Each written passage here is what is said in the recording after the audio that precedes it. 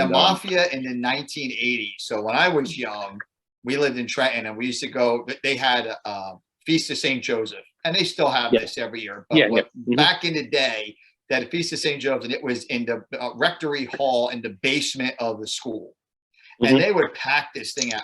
Every fucking Italian in Trenton and the surrounding area, it was like a beacon of Italianness. All those guys were gangsters.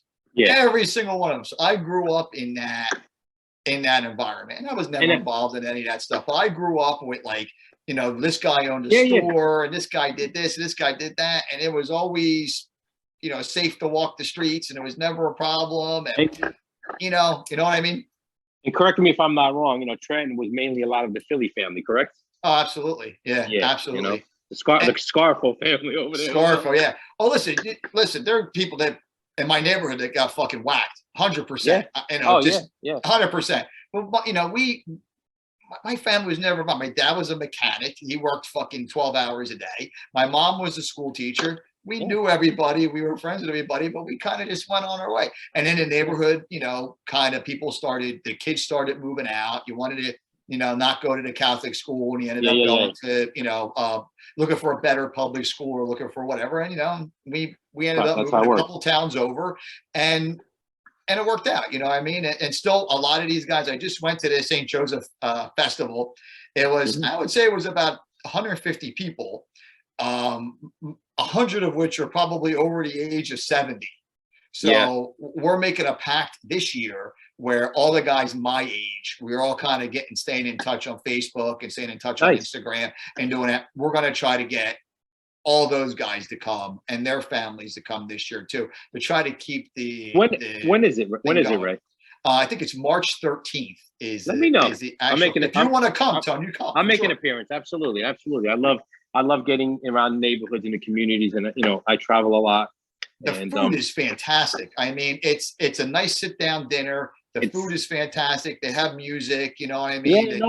Carrie St. Joseph in, you know, it's the whole thing. You know what I mean? When you drive around and you go to these neighborhoods, whether it be Trenton, whether it be Brooklyn, and you're absolutely right. It's the old timers that are still there, because the kids end up becoming something of themselves, and a lot of them move out to the suburbs. And, you know, they move into these big homes. But that old school Italian of the neighborhood it's so great if you were raised around it, you know, and then, you know, to lose that out, it's like Brooklyn. I mean, you know, when you watch this Gravesend, it's about the formality of the Gravesend section of Brooklyn where William DeMeo grew up at. It's unbelievable, you know, and to be able to put that on video, make a show about it is phenomenal. It's the same thing with these Italian neighborhoods. No matter where you go, you know, they're out in Pennsylvania. When I was on set in North Carolina, I met a gentleman from Ohio. You know, there's a part of Ohio, it's called Little Italy. You know what I mean? Sure. You know, it's incredible how many different spots around the globe that have this stuff still, you know, and it's good. I was in St. Louis. I was in St. Louis, and the Italian section is called Down the Hill. And you walk down this hill, bro, it's like you're in Little Italy in New York. It's awesome. You know, and the food was sensational. You're like, oh, fuck, St. Louis. You know, the only place there's no good Italian food, and maybe it's changed. I was in Arizona. I was in Phoenix a few years back. They had one good fucking Italian restaurant.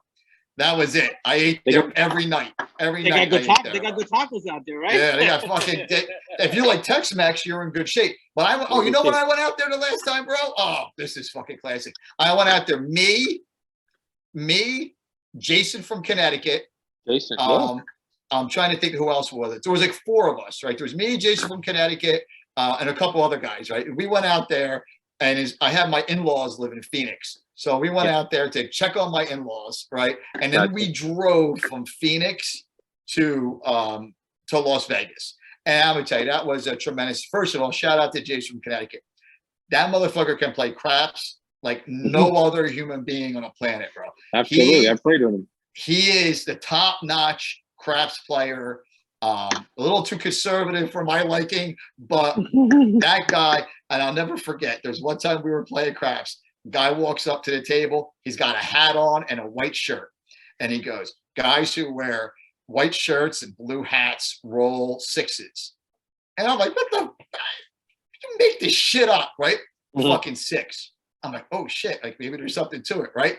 This guy, he rolled 21 times. 7 of the 21 times, this motherfucker rolled a 6.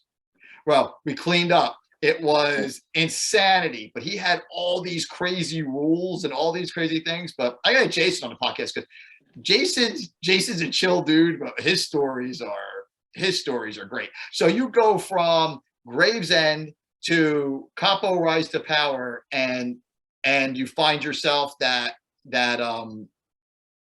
now you have a bigger part in the Capo Rise to Power. Yeah. Can you hear me good, still right? I can see you. I can hear you fine, but you look sideways. You sound good, but hey, Rob, is he sideways? Oh, there you go. There he goes. What the fuck's going on? He doesn't have to hold it sideways. So, guys, what happens when you get 50-year-olds fucking around on computers? This is exactly what happens. We got to learn this technology. So basically, Christ. when I was on Gravesend, and I have a great friend. His name is James Barbarisi. He's originally a Long Island kid. Now he lives down in Florida, Tampa area. So you meet a lot of people when you're on set, obviously. So we're on set that day. And, he's a background guy like me. He did some filming down in Miami, Florida, which they also filmed a part of Gravesend. And, we're on set that day. We're doing a couple stints. And then, we hook up. We become friends. We take some pictures. Sure. We exchange phone numbers. Next thing you know, the next day we're filming again. We filmed a few more scenes. And then, that's where we kept in touch. And then, he was on to doing whatever he does. I went on to do what I do. And then, he reached out to me, way back after and said, hey, we have this show that we're doing in Florida, Capo Rise to Power. And, I might have a good, fit and role for you. So I'm like, okay, great. You know what I mean? And I says, let me know, send me the audition. He says, you ain't got to audition. I know how you are. Where you're going to play my father in his thing. And I'm like super excited and, get the script, read it. And, obviously I'm playing, the throwback scenes because I play his father.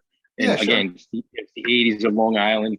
And I'm like, hey, one thing is I'm not like some of these people. Oh, I'm not going to bother with that if it's not, I'm whatever.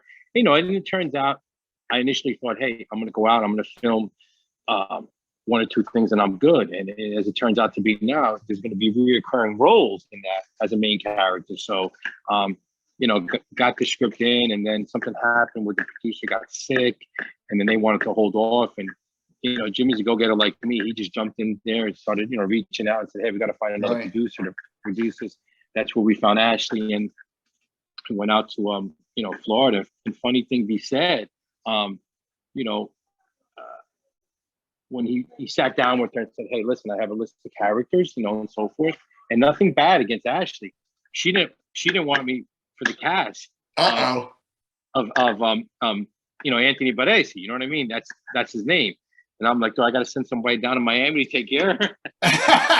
So we ended up, having like a rehearsal, via Zoom, like we're doing right now. And we did that once, we did it twice. And then when I got down to Florida, she just had a different change of venue, I guess. And great woman, great, she works hard and then she loves the Tony Fazz. And then another thing is that you remember my brother Michael. Michael worked with us in bail bonds. And I was literally just gonna bring up, like any good Italian, bro. You brought your family in, like any good fucking paisan. And you brought family in.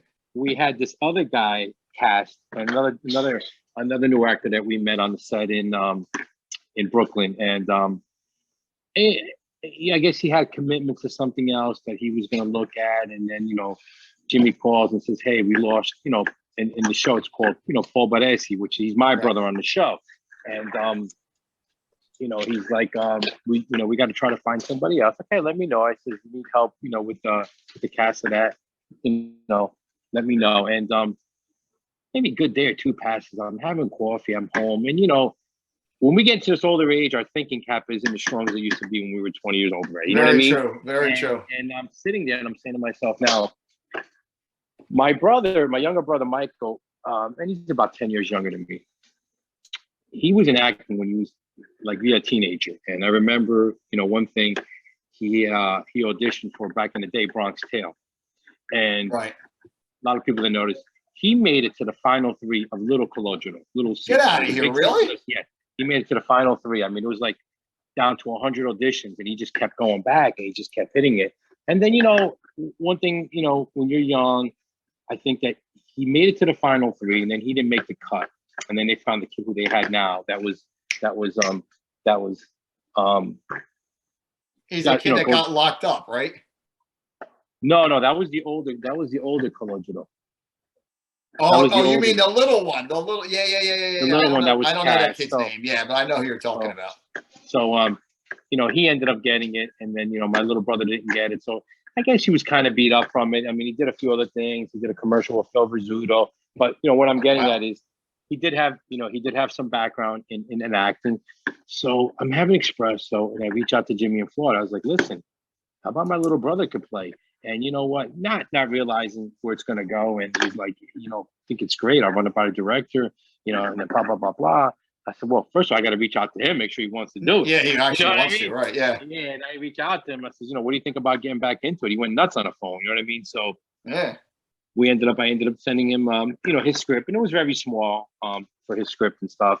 And I could say that my brother casting in real life as my brother, and then being my brother on the show made my position a lot easier. Oh, sure. What I mean? It was great, and I don't want to give away the details, but it's an awesome scene that we film in the car, and this is the scene that's going to open up Capo Rise to Power. So I could release that information. It's going to be it's your little brother, bro. He doesn't do it right. Me and my little brother, and then my good friend Jimmy, he's in the backseat as a younger Michael Baresi when he's like very, very young. So right, and it's not going to be your normal mafia thing. It's going to be mafia with a setting of like a ghost in it. It's going to be something totally different. It's going to be actually great. You know what I mean? So, like I said, I can tell you how small the world is. There's a girl a woman on your show, an actress, Nicole Kerr. Right? She plays my wife. She is cousins with my friend Sam Benesi. So her maiden name is Nicole Benesi. She's my friend Sam. I was remodeling his kitchen while you guys were filming all this, and I'm like, "Holy shit, wow. Sam! This is your cousin." She's starring in a movie or a TV show, rather. I'm like, this is what a small world. If you go on, on the site for a Capo, there's some photo flicks that we took on site. And she's actually a Jersey girl. She's from Jersey. I want to say she said she went out there when she was very young, but she's originally. So here's the Capo Rise to Power Instagram. This is why Rob's around, because I have no fucking clue how to do this. But that's besides here and there. So we got some cool pictures. So the guy in the middle assassinating. Jimmy's the guy on the picture on the right hand side. He's the guy in the tan shirt. So he's really the star of the show, right? That is correct. Yeah, that is correct. If you go down to the middle picture, on the left is Lou Silva, great guy. He's originally from Philly. And nice. Jimmy again, my good friend in the middle, and that's Ashley DeGrande. She's the director. She's from Miami. Okay. She is awesome. She is. Hey Rob, close that one. Open up the one. Yeah, open up this one that's right next to it. Yeah, open that one up. So that's a Philly guy. Where's Jimmy from? Is he from? He's from Jersey too, or no? No, Jimmy's a Long Island guy. Long Island, and then that's your director. That's my director on the right, Ashley DeGrande. She's from Southern Florida. Yeah.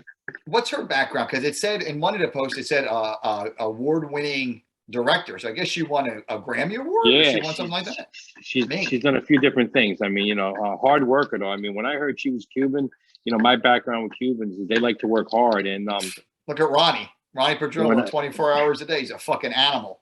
He's an animal. And when I got to Florida, and I was like, I'm here to work. I'm here to get it done. I'm not jerking around, and we hit it off good. You know what I mean?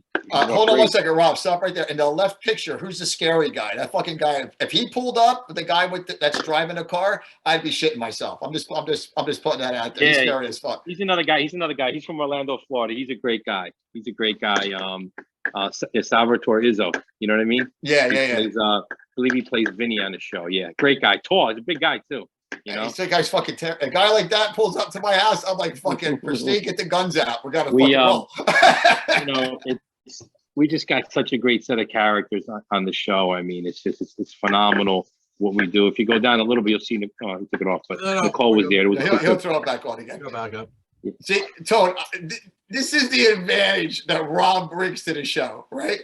Oh, no, I don't absolutely. even know how to fucking find this. I like the middle picture on the bottom when you're in the Italian special right over there. In the sleeveless there. There you go. See, you look like half of the guys who I growing up. I like. You look like a good 50 fucking %.